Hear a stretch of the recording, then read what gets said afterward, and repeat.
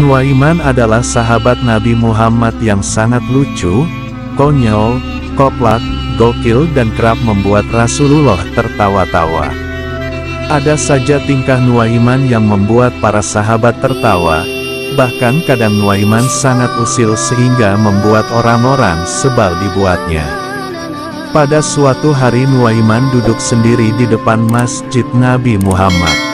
Ia terlihat sumpek sambil memainkan batu di depannya, lalu dari kejauhan terlihat ada orang buta berjalan dengan tongkatnya. Si buta pun mendekat ke arah Nuaiman dan bertanya, "Apa yang kamu lakukan? Kamu terlihat sedang sumpek." Nuaiman menjawab, "Ia sumpek karena melihat kamu." Si buta pun bertanya lagi, "Maukah kamu menolongku? Antarkan aku ke kamar mandi karena anakku masih ke pasar." Terlintas muncul ide konyol dari Nuaiman, "Baik, ayo aku antarkan." Nuaiman pun menggandeng si buta yang memegang tongkat, dibawanya menuju masjid Rasulullah. Sesampai dekat mihrab Nuaiman berhenti, "Sudah sampai, di sini sepi, tidak ada orang dan kamu bisa kencing di sini," ucap Nuaiman. Lalu ia kabur meninggalkan si buta sendirian.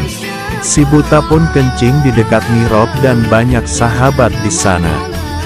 "Kenapa kamu kencing di sini? Kamu tahu ini adalah masjid Rasulullah," ucap para sahabat. "Tadi ada orang di depan sana yang mengantarku, katanya di sini kamar mandinya," kata si buta. Para sahabat langsung paham, "Pasti ini kerjaan Nuaiman," ucapnya.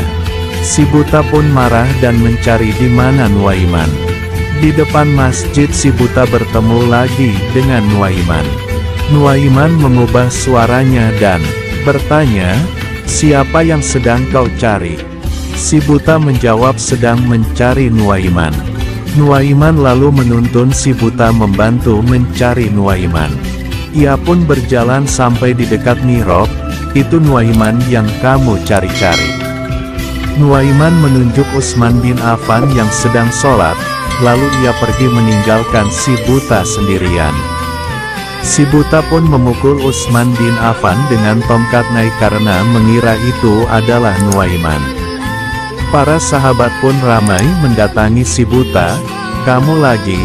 Tadi kencing sekarang kamu pukul Utsman," ucap sahabat.